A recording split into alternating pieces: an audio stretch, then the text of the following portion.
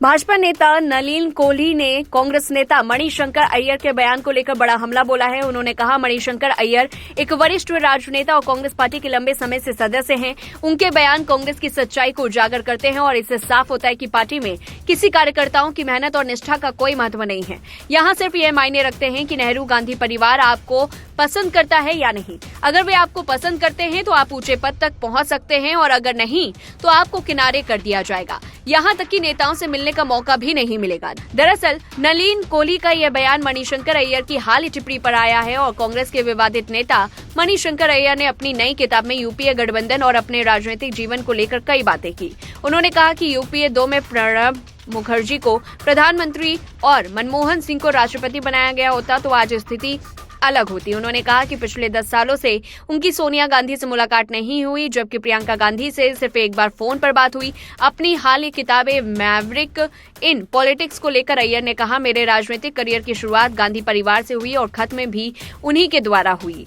अपनी किताब को लेकर पीटीआई से बातचीत में अय्यर ने कहा कि पिछले 10 सालों में उन्हें सोनिया गांधी से निजी तौर पर मिलने का एक बार भी मौका नहीं मिला, जबकि राहुल गांधी से सिर्फ एक बार ही मिल सके। अय्यर ने अपनी किताब में अपने राजनीतिक जीवन के शुरुआती दिनों की चर्चा की। उन्होंने नरसिम्हा राव के शासनकाल, यूपीए में मंत्री के रूप में अपने कार्यकाल और फिर कांग्रेस के पतन का जिक्र किया। इस किताब में उन्होंने यूपीए 2 के पतन की विशेष चर्चा की कि जब उनकी पत्नी ने टेलीविजन के सामने यह कहकर अपनी निराशा जताई थी कि आज कोई घोटाला नहीं हुआ है। अय्यर ने लिखा है कि साल 2012 में राष्ट्रपति का पद खाली हुआ था। उस समय प्रणब मुखर्जी को प्रधानमंत्री और मनमोहन सिंह को राष्ट्रपति बनाया जाना चाहिए था। अगर ऐसा होता तो यूपीए सरकार में गवर्नेंस पैरालिसिस की स्थिति नहीं होती। उन्होंने कहा कि प्रणब मुखर्जी को राष्ट्रपति और मनमोहन सिंह को सरकार की जिम्मेदारी देने के बाद नई सरकार गठित करने की संभावनाओं का अंत कर दिया। मणिशंकर अय्यर ने लिखा कि दोनों के बीमार होने के कारण प्रधानमंत्री कार्यालय और पार्टी अध्यक्ष कार्यालय में निर्णय की गति की कमी आई थी, शासन का अभाव हो गया था। उन्होंने कहा कि उसी दौरान संकट आए जिनमें कॉमनवेल्थ घोटाला और अन्ना हजारे का इंडिया अगेंस्ट करप्शन प्रमुख थे। अन्ना आंदोलन का प्रभावी ढंग से सामना नहीं किया गया। उन्होंने बताया कि 2013 में कांग्रेस के कई नेताओं के खिलाफ गंभीर आरोप लगाए गए जो कभी कानूनी रूप से साबित नहीं हुए। हालांकि सरकार और पार्टी मीडिया के सवालों का सही ढंग से जवाब देने में नाकाम रहे। इसके कारण विपक्ष के आरोपों ने उनके भरोसे पर चोट की और सरकार एवं पार्टी की छवि खराब हुई। इसके बाद 1984 में 404 सीटें जीतने वाली कांग्रेस 2014 में 44 सीटों पर आ गई। उन्होंने गांधी परिवार पर अपने राजनीतिक करियर को खत्म करने का आरोप लगाया। इसकी चर्चा करते हुए उन्होंने कहा, मैं मानता हूं कि ऐसा ही होता है। मुझे पार्टी से बाहर रहने की आदत हो गई है। मैं अब भी पार्टी का सदस्य हूं। मैं कभी भी इसमें बदलाव नहीं करूंगा और मैं निश्चित रूप से बीजेपी में नहीं जाऊंगा। बता दें कि मणिशंकर ने पीएम मोदी को नीच कहा था और कई मौकों पर पाकिस्तान और मुगलों का गुणगान कर चुके हैं। चुनावों के नतीजे से विजयी दलों का उत्साह जहां चरम पर पहुंच जाता है तो वहीं हारने वाला दल खुद को फिर से संगठित करने में जुट जाता है। खामियों को दूर करने की कोशिशें भी शुरू कर दी जाती हैं। महाराष्ट्र विधानसभा चुनाव के नतीजे सामने आने के बाद ऐसी ही तस्वीर उभरने लगी है। चुनाव में करारी शिकस्त के बाद अब उद्धव ठाकरे की पार्टी पुरानी राजनीति की ओर लौटने के संकेत देने लगी है। फिर चाहे वह बाबरी मस्जिद विध्वंस हो या बांग्लादेश में हिंदुओं पर अत्याचार या भगवान हनुमान मंदिर की रक्षा का मामला हो, शिवसेना हिंदुत्व की पुरानी राह पर लौटने के ठोस संकेत दे रही है। बता दें कि महाविकास अघाड़ी का हिस्सा बनने के बाद उद्धव ठाकरे के सुर नरम पड़ गए थे। अब उनकी पार्टी फिर से उग्र हिंदुत्व का तेवर दिखाने के लिए बेचैन दिख रही है। शिवसेना ने महाराष्ट्र विधानसभा चुनाव में 20 नवंबर को मिली करारी हार के बाद बड़ा यूटर्न लेते हुए अपने मूल हिंदुत्व एजेंडे पर वापसी के संकेत दिए हैं। पार्टी ने हाल के दिनों में बांग्लादेश में हिंदुओं पर हो रहे अत्याचारों को लेकर केंद्र सरकार पर हमला किया और अब मुंबई के दादर स्टेशन स्थित 80 साल पुराने हनुमान मंदिर की रक्षा के लिए सक्रिय हो गई, जिसे रेलवे ने ध्वस्त करने का नोटिस जारी किया है। शिवसेना नेता आदित्य ठाकरे ने हाल ही में इस मंदिर में महा आरती की थी, यह संकेत देते हुए कि पार्टी अब हिंदुत्व के मुद्दे पर बीजेपी को घेरने के लिए तैयार है। इससे पहले 6 दिसंबर को पार्टी के एक अन्य नेता मलिंद नार्वेकर ने बाबरी मस्जिद के विध्वंस की तस्वीरें पोस्ट की और बाल ठाकरे के आक्रामक बयान का हवाला दिया था, जिसमें उन्होंने कहा था, मुझे उन लोगों पर गर्व है जिन्होंने यह किया। यह बयान विवाद का कारण बना और इससे असहज समाजवादी पार्टी के अध्यक्ष अबू आजमी ने महाविकास अघाड़ी से शिवसेना का पीछा छोड़ने की बात कही। उद्धव ठाकरे ने शुक्रवार को बांग्लादेश में हिंदुओं पर हो रहे अत्याचारों के मुद्दे पर केंद्र सरकार से सवाल पूछा था। उन्होंने यह जानने की कोशिश की कि भारत में ने बांग्लादेश में हिंदुओं की सुरक्षा के लिए क्या कदम उठाए। पर्यवेक्षकों का कहना है कि यह कदम पार्टी के राजनीतिक रुख में बदलाव का संकेत हो सकता है, खासकर विधानसभा चुनाव में मिली हार और आगामी नगर निकाय चुनाव को देखते हुए। 2019 में बीजेपी से नाता तोड़ने के बाद शिवसेना ने कांग्रेस और एनसीपी के साथ गठबंधन किया था, लेकिन पार्टी ने अपने मराठी मानूस के नारों पर ध्यान केंद्रित रखा। 2024 में होने वाले लोकसभा चुनावों और नगर निकाय चुनावों को लेकर पार्टी अपने राजनीतिक एजेंडे में बदलाव कर रही है। नवंबर में हुए विधानसभा चुनाव में शिवसेना को 288 सीटों में से केवल 20 सीटों पर जीत मिली, जो उसके आधार पर गिरावट का संकेत था। इसके अलावा पार्टी के पारंपरिक मतदाता आधार से भी उसे नुकसान हुआ है, खासकर मुंबई के कुछ इलाकों में। राजनीतिक विश्लेषकों अमित देशपांडे के अनुसार 2019 में शिवसेना ने अपना रुख बदलकर एक नया मतदाता आधार प्राप्त किया था, लेकिन विधानसभा चुनावों के परिणाम ने यह स्पष्ट कर दिया कि पार्टी ने अपना पारंपरिक मतदाता आधार खो दिया है।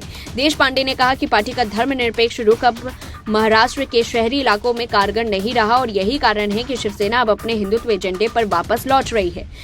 जय महाराष्ट्र ये शिवसेना का इतिहास है के लेखक प्रकाश आकोलकर ने कहा कि पार्टी के हिंदुत्व की ओर वापसी चुनावी असफलताओं से उसकी हताशा के कारण है।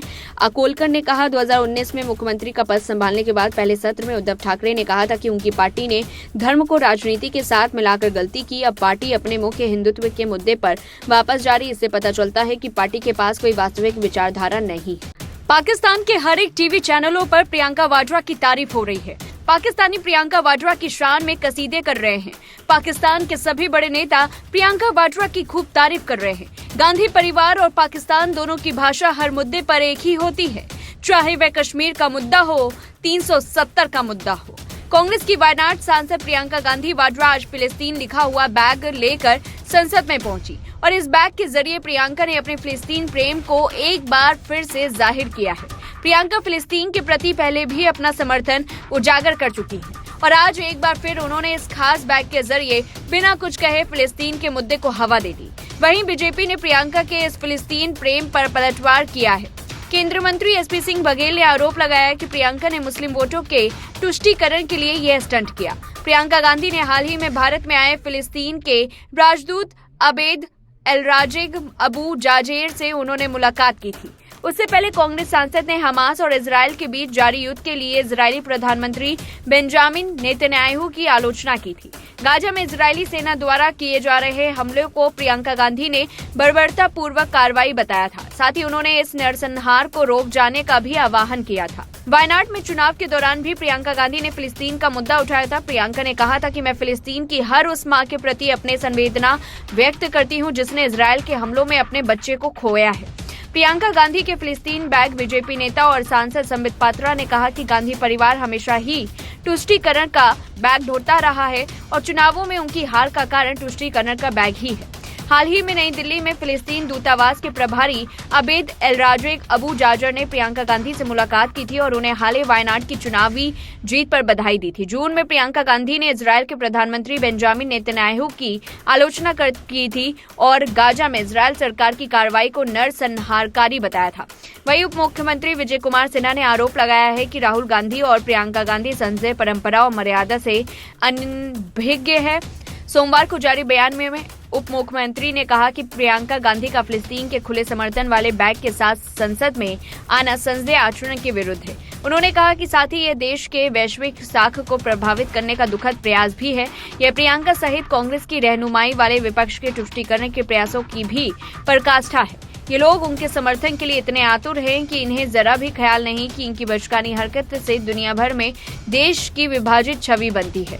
उप मुख्यमंत्री ने कहा कि हकीकत है कि कांग्रेस राजद सहित विपक्षी गठबंधन के तमाम नेता आम चुनाव के समय से ही देश विरोधी बर्ताव कर रहे हैं। चुनाव के समय और उसके बाद अपने विदेश दौरे पर राहुल गांधी ने देश विरोधी और नस्लीय टिप्पणी की थी। बीते दिनों तेजस्वी यादव ने पाकिस्तान के समर्थन में बयान दिया, जबकि बांग्लादेश में हिंदू समुदाय पर लगातार हो रही हिंसा और उत्पीड़न की घटनाओं पर उन्हें सांप सूंघ जाता है।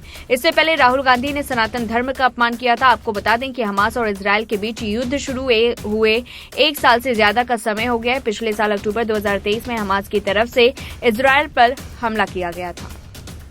पिछले सप्ताह गुजरात के कच्छ में पकड़े गए 12 फर्जी ईडी अधिकारियों का सरगना आम आदमी पार्टी का महासचिव अब्दुल सत्तार मंजोठी निकला है। इस फर्जी ईडी टीम ने 2 दिसंबर 2024 को गांधी धाम के राधिका ज्वेलर्स में फर्जी छापेमारी करके दुकान से 22.25 लाख रुपए के आभूषण और नकदी चुरा लिए थे। इस दौरान ग्रुप में शामिल लोगों ने खुद को ईडी अधिकारी बताया था। गुजरात के गृह राज्य मंत्री हर्ष संघवी ने सोशल मीडिया साइट पर लिखा, अरविंद केजरीवाल की आम आदमी पार्टी का एक और कारनामा सामने आया है। गुजरात में पार्टी के नेता ने ईडी की नकली टीम बनाई है और उसके कैप्टन बनकर लोगों को लूटा। कक्ष में पकड़ी गई ईडी की नकली टीम का कमांडर गुजरात आम आदमी पार्टी का नेता निकला। यह है केजरीवाल के चेलों की करतूत के असली सबूत।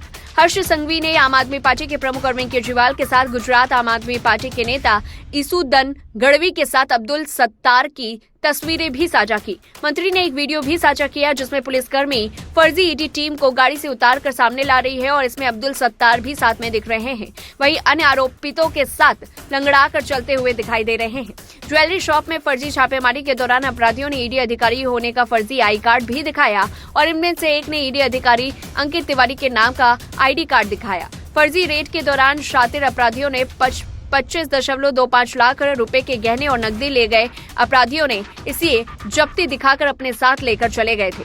उन्होंने व्यवसायी के घर की भी तलाशी ली थी। व्यवसायी को उनकी हरकतों से संदेह हुआ और उसने स्थानीय थाने में इसकी शिकायत मिलते ही पुलिस हरकत में आ गई और शुरुआत में पुलिस ने 2 आरोपितों को पकड़ा था। हालांकि पूछताछ के बाद पता चला कि इसमें और लोग भी शामिल हैं। आखिरकार पुलिस इस पूरे मामले में 12 आरोपितों को गिरफ्तार कर ली है और वही एक आरोपित विपिन शर्मा अब भी फरार है। पुलिस ने इस गिरोह के पास से 3 कारें जब्त की हैं। इसके साथ ही इनके पास से 22.27 लाख रुपए की कीमत के सोने के गहने भी बरामद हुए हैं। गिरफ्तार लोगों में अब्दुल सत्तार, मंजोठी, भरत मोरवाड़िया, देवायत खाचर, हितेश ठक्कर, विनोद चुडासमा, यूजीन डेविड, आशीष मिश्रा, चंद्रराज नायर, अजय दुबे, अमित मेहता, उनकी पत्नी निशान मेहता और शैलेंद्र देसाई शामिल हैं।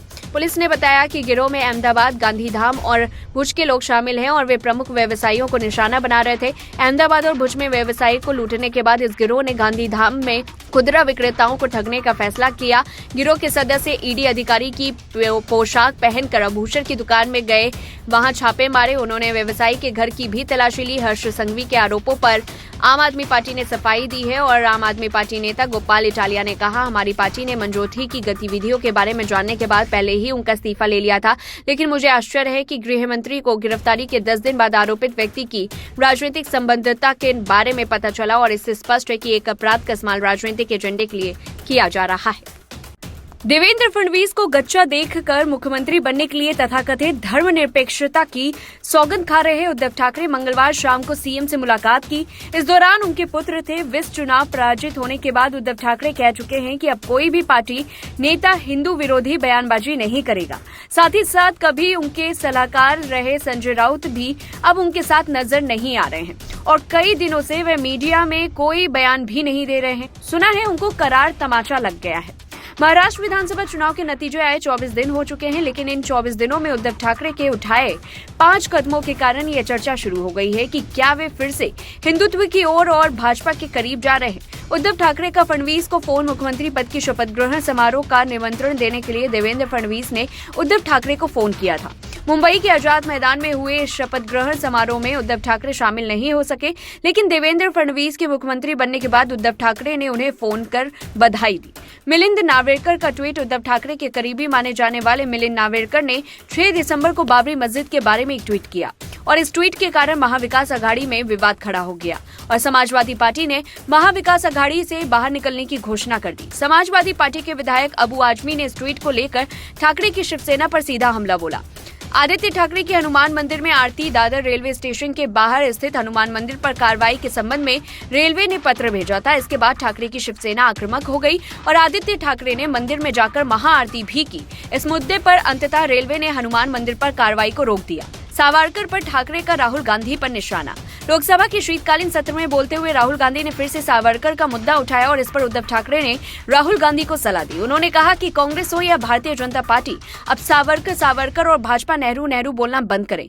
मोदी को भी नेहरू का रोना बंद करना चाहिए और कांग्रेस को सावरकर का नाम लेना बंद करना चाहिए। 5वां, उद्धव ठाकरे की फडणवीस से मुलाकात। महाराष्ट्र विधानसभा का शीतकालीन सत्र नागपुर में चल रहा है।